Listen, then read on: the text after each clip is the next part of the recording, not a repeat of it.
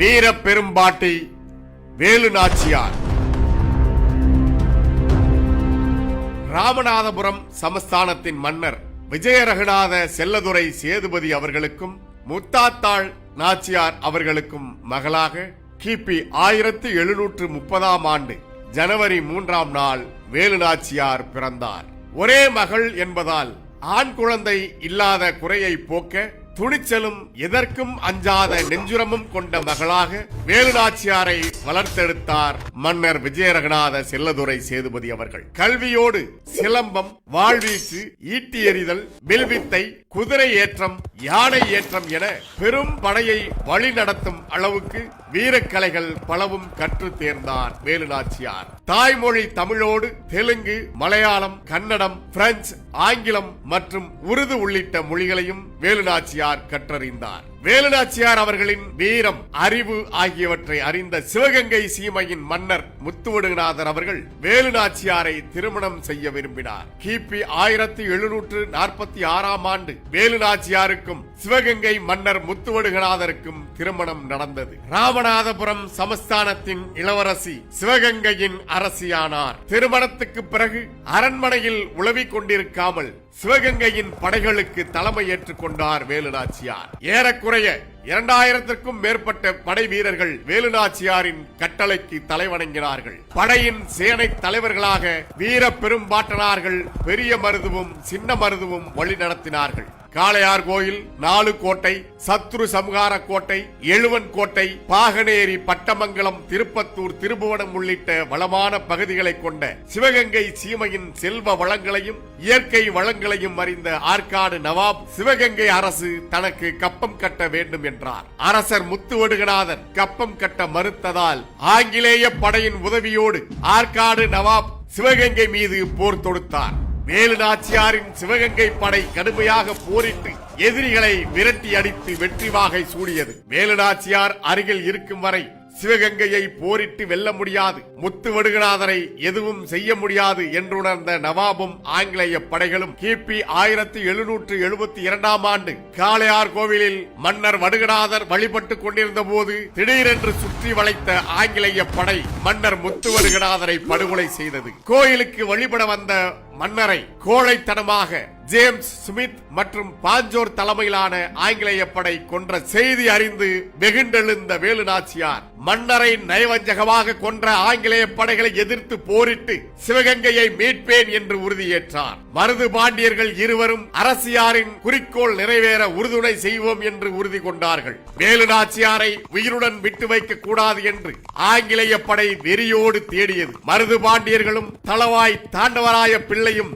வேலு நாச்சியாரை அழைத்து செல்வது அறிந்து அவர்கள் செல்லும் வழியெல்லாம் ஆங்கிலேய படை வெறியோடு துரத்தி சென்றது. கொல்லங்குடி அருகே இருக்கும் அரியாக்குறிச்சி காட்டு பகுதிக்குள் வேலு நாச்சியார் உள்ளிட்டவர்கள் சென்ற பிறகு அங்கு வந்த பிரிட்டிஷாரின் படை அந்த இடத்தில் ஆடு மேய்த்துக் கொண்டிருந்த உடையாள் இடம் வேலு நாச்சியாரை பற்றி விசாரித்தது. உடையாள், நான் எங்கள் அரசியை பார்த்தேன், ஆனால் அவர் எந்த திசையில் சென்றார் என்று உங்களிடம் காட்டிக் கொடுக்க முடியாது என்று உறுதியோடு சொன்னதை கேட்ட ஆங்கிலேய படையில் இருந்த ஒருவன் வேலு நாச்சியாரை காட்டிக் கொடுக்காத உடையாளை அந்த இடத்திலேயே 2 துண்டுகளாக வெட்டி கொன்றான். சக்கரவர்த்தி கோட்டை, அரண்மனை சிறுவயல், காளையார் கோவில், பாண்டியன் கோட்டை, அரியாக்குறிச்சி கோட்டை, வடமாத்தூர் கோட்டை, மானாமதுரை கோட்டை என ஒவ்வொரு பகுதியாக இடம்பெயர வேண்டிய நிலை வேலு நாச்சியாருக்கு ஏற்பட்டது. அந்த நிலையிலும் வளரி எறிதல், வாழ்வீச்சு, சிலம்பம் என எதிரிகளை வீழ்த்த தனது போர் பயிற்சியை தொடர்ந்தார் வேலு நாச்சியார். பல்வேறு கோட்டைகளில் தங்கியிருந்த காலத்திலும் ஆயுதங்கள் சேகரிப்பது, அவற்றை பாதுகாப்பாக மறைத்து வைப்பது உள்ளிட்ட பணிகளையும் மேற்கொண்டார்கள். தலைமறைவாக இருந்த போதும் தனது கணவனை கொன்ற ஆங்கிலேயர்களை பழி தீர்க்க வேண்டும், சிவகங்கையை மீட்க வேண்டும் என்று ஒவ்வொரு நாளும் திட்டமிட்டுக் கொண்டே இருந்தார் வேலு நாச்சியார். தளவாய் தாண்டவராய பிள்ளை, சேனை தலைவர்கள் சின்ன மருது, பெரிய மருது மற்றும் தனது மகள் வெள்ளச்சியோடு விருப்பாச்சி கோட்டைக்கு சென்ற வேலு நாச்சியாரை போற்றுதலுக்குரிய பாட்டனார் கோபால நாயக்கர் அன்போடு வரவேற்று அவர்கள் பாதுகாப்பாக தங்குவதற்கு வேண்டிய உதவிகள் அனைத்தையும் செய்தார். அதனைத் தொடர்ந்து விருப்பாச்சி கோட்டையில் உடையாள் பெயரில் பெண்கள் படையை உருவாக்கி அவர்களுக்கு போர் பயிற்சி அளித்தார். பல்வேறு படை பிரிவுகளுக்கும் கடுமையான பயிற்சிகள் அளித்து போருக்கு தயார் செய்தார் வேலுநாச்சியார். வீரப்பெரும் பாட்டனார்கள் மருது பாண்டியர்களும் படையை வலுவாக்க தொடங்கினர். ஆனால் ஆங்கிலேயர்களை எதிர்கொள்ள போதுமான படை உருவாகவில்லை. பீரங்கிகள், துப்பாக்கிகள் உள்ளிட்ட ஆயுதங்களை கொண்டிருந்த ஆங்கிலேய படையை எதிர்கொள்ள அதே அளவுக்கு துப்பாக்கிகளும் தோட்டாக்களும் நமக்கு தேவை என்பதை யோசித்த வேலுநாச்சியார் அவர்கள் ஆங்கிலேய படைகளை எதிர்த்து அழிக்க உதவுமாறு ஹைதர் அலிக்கு கடிதம் எழுதினார். அப்போது திண்டுக்கல் மைசூர் அரசாட்சியின் ஒரு பகுதியாக இருந்தது. தமிழ்நாட்டுக்கு வடக்கே கிருஷ்ணா நதி, கிழக்கில் கிழக்கு தொடர்ச்சி மலைகள் மற்றும் மேற்கில் அரபிக்கடல் வரை நீண்டிருந்த மைசூர் அரசின் மன்னராக ஆட்சி செய்த ஹைதர் அலி ஆற்காடு நவாப் மற்றும் ஆங்கிலேயர்களின் ஆதிக்கத்தை முறியடிக்க விரும்பினார். ஒரு போர் வீரனாக இருந்து தனது தனிப்பட்ட போர் நுட்ப திறமையால் மைசூர் அரசாட்சியை ஏற்று மன்னரான ஹைதர் அலி அவர்களும் ஆங்கிலேயர்களின் எதிரி என்பதால் துணிவோடு ஏகாதிபத்தியத்துக்கு எதிரான போர் கூட்டணிக்கு அழைப்பு விடுத்தார் வேலுநாச்சியார். தனது கடிதங்களுக்கு பதில் கிடைக்காததால் திண்டுக்கல் கோட்டை நோக்கி புறப்பட்டார். தனது கோட்டைக்குள் சந்திக்க வந்து தனக்கு முன்னே நின்ற வீரர்களிடம் உங்கள் அரசி எங்கே என்று கேட்டார் மாவீரன் ஹைதர் அலி. மன்னர் ஹைதர் அலி முன்பு நின்றிருந்த வீரர்களில் ஒருவன் தனது தலைப்பாகையை கழற்ற அதுவரை ஆண் வேடத்தில் தனக்கு முன் நின்றது வேலுநாச்சியார் தான் என்பதை அறிந்து ஹைதர் அலி வியப்படைந்தார். ஹைதர் அலியோடு உருது மொழியில் பேசி ஆங்கிலேயரை விரட்ட படை உதவி கோரினார் வேலுநாச்சியார். வேலுநாச்சியாரின் வீரத்தையும் மன உறுதியையும் அவரது உருது மொழி புலமையையும் மற்றும் அறிவாற்றலையும் வியந்து பாராட்டிய ஹைதர் அலி அவர்கள் படை தந்து உதவ உறுதியளித்தார். வெள்ளையரை விரட்ட ஆயுதங்களையும் சையத் கர்கி என்பவரின் தலைமையின் கீழ் 5000 காலாட்படை மற்றும் குதிரைப்படை உள்பட தனது சேனைகளையும் வழங்கினார் ஹைதர் அலி. வேலுநாச்சியார் அவர்களின் படை பலம் பெருகியது. படை தந்து நிதி தந்து தனது மகன் திப்பு சுல்தானையும் படை உதவிக்கு அனுப்ப முன்வந்த ஹைதர் அலி வேலுநாச்சியார் சிவகங்கையை மீட்கும் வரை பாதுகாப்புக்காக தனது திண்டுக்கல் கோட்டையிலேயே தங்கியிருக்கும்படி வேண்டுகோள் விடுத்தார். திண்டுக்கல் கோட்டையில் வேலுநாச்சியாருக்கு அரசிக்குரிய மதிப்பு அளிக்கப்பட்டது.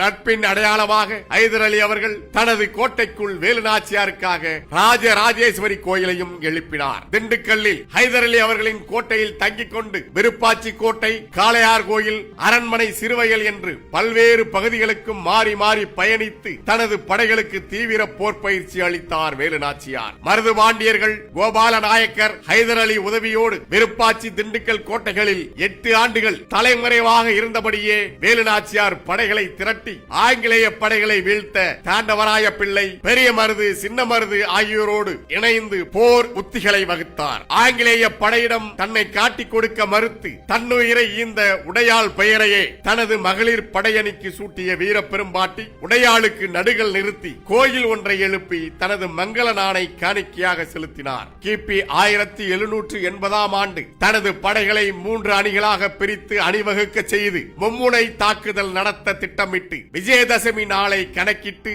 சிவகங்கைக்கு படையெடுக்க திட்டமிட்டார் வேலுநாச்சியார். போருக்கான அனைத்து ஏற்பாடுகளையும் செய்த வேலுநாச்சியார் அவர்கள் ஆணும் பெண்ணும் சமம் என்பதை உணர்த்த ஆங்கிலேயருக்கு எதிரான போருக்கு தானே தலைமையேற்றார். திண்டுக்கல்லில் இருந்து பொழுதி பறக்க புறப்பட்ட படை சிவகங்கை நோக்கி விரைந்தது. வழியில் திருபுவனத்தில் நவாபின் ஆதரவாளரான மல்லாரி ராவின் ஆட்கள் வேலுநாச்சியாரின் படையை எதிர்த்து நிற்க வளரி வீச்சில் வல்லவர்களான மருது பாண்டியர்கள் வளரி வீசி மல்லாரி ராவின் தலையை கொய்து வீழ்த்தினார்கள். மல்லாரி ராவின் படை பதறி பின்வாங்கியது. மண் மீட்கும் போருக்கான படையெடுப்பின் முதல் வெற்றி வீரர்களுக்கு உற்சாகத்தை அளித்தது. வழியில் அதற்கு அடுத்து எதிர்த்து வந்த மல்லாரி ராவின் தம்பி ரங்காராவும் வீழ்த்தப்பட்டார். ஆங்கிலேய படையை வீழ்த்தும் ஆவேசத்தோடு சிவகங்கை நோக்கி பாய்ந்த படையை எதிர்ப்பதற்காக ஆங்கிலேய கர்னல் மார்டிஸ் தனது பெரும் படையோடு காத்து நிற்பதை ஒற்றர் மூலம் அறிந்த வேலுநாச்சியார் வீர பெரும்பாட்டனார்கள் மருது பாண்டியர்களின் தலைமையில் ஒரு படைப்பிரிவை அனுப்பினார். மருது பாண்டியர்கள் தலைமையிலான படைக்கும் கர்னல் மார்டிஸ் படைக்கும் கடுமையான போர் நடந்தது. 2 நாள்கள் நீடித்த அந்த போரில் மருது பாண்டியர்களின் தலைமையிலான படையின் தாக்குதலை எதிர்கொள்ள முடியாமல் கர்னல் மார்டிஸ் போர்க்களத்தில் இருந்து பின்வாங்கி புறமுதுகிட்டு ஓடினார். அதனை அடுத்து காளையார் கோவிலை மீட்கும் படைக்கு மருது பாண்டியர்கள் தலைமையேற்று சென்றார்கள். திருப்பத்தூர் கோட்டையை மீட்பதற்காக நன்னியம்பலம் தலைமையில் ஒரு படையணியை அனுப்பிய அரசி வேலுநாச்சியார் அடுத்து சிவகங்கையை மீட்கும் படைப்பிரிவுக்கு தானே தலைமையேற்று முன் சென்றார். ஒவ்வொரு ஆண்டும் விஜயதசமி அன்று சிவகங்கை கோட்டைக்குள் உள்ள ராஜராஜேஸ்வரி கோயிலில் பெண்கள் மட்டும் வழிபாடு நடத்துவது வழக்கம். பெண்கள் வழிபாடு நடக்கும் போது தங்களது ஆயுதங்களை ஆடைக்குள் மறைத்து வைத்துக் கொண்டு சாதாரண பெண்களைப் போல உள்ளே சென்றனர் உடையாள் படையணி பெண்கள். மகளிர் படை கூட்டத்தோடு கூட்டமாக கோட்டைக்குள் நுழைந்தது. முதலில் ஆங்கிலேய படையின் ஆயுத கிடங்கு அளிக்கப்பட்டது. கோட்டையின் உள்ளே கர்னல் வில்லியம்ஸ் தலைமையிலான ஆங்கிலேய படை ஆயுதங்கள் மற்றும் வெடிமருந்துகள் இல்லாமல் கடும் பற்றாக்குறையை எதிர்கொண்டு திணறியது. முத்துவடுகநாதரை வஞ்சகமாக கொன்ற பாஞ்சோரின் படையை களத்தில் நேருக்கு நேராக சந்தித்து மின்னல் வேகத்தில் வாளை சுழற்றினார் வேலுநாச்சியார். வேலுநாச்சியாரின் வேகத்தை எதிர்த்து நிற்க முடியாமல் பாஞ்சோரின் படை தோற்று ஓடியது. கணவனை கொன்ற பாஞ்சோரை வேலுநாச்சியார் கொல்லாமல் உயிர் பிச்சை அளித்தார். வேலுநாச்சியாரை வணங்கி போர்க்களத்திலிருந்து தப்பித்து ஓடினான் அந்த கோழை. ஆங்கிலேய படை தோல்வியை தழுவியது. இறுதியில் சிவகங்கை மீட்கப்பட்டது. கோட்டையில் பறந்த ஆங்கிலேயரின் கொடி இறக்கப்பட்டு சிவகங்கை சீமையின் கொடி மீண்டும் ஏற்றப்பட்டது. இந்திய விடுதலை போராட்ட வரலாற்றிலேயே ஆங்கிலேய படைகளை எதிர்த்து மீண்டும் வெற்றி பெற்று முடிசூடிய ஒரே அரசு என்கிற வரலாற்று பெருமை நமது வீர பெரும்பாட்டி வேலுநாச்சியாருக்கு மட்டுமே உரியது. ஜான்சி ராணி என்று அழைக்கப்பட்ட வட இந்திய வீராங்கனை மணிகர்ணிகா பிறப்பதற்கு 100 ஆண்டுகளுக்கு முன்பே பிறந்து இளம் வயது முதலே ஆங்கிலேயரை எதிர்த்து போராடிய இந்திய விடுதலை போராட்டத்தின் முதல் வீராங்கனை வீர பெரும்பாட்டி வேலுநாச்சியார் அவர்களுக்கு நாம் தமிழர் கட்சி தனது புகழ் வணக்கத்தை செலுத்துகிறது. இனம் ஒன்றாவோம், இலக்கை வென்றாவோம். இலக்கு ஒன்றுதான், இனத்தின் விடுதலை. தமிழ் தாய் வாழ்க, தலைவர் பிரபாகரன் வாழ்க. நாம் தமிழர்.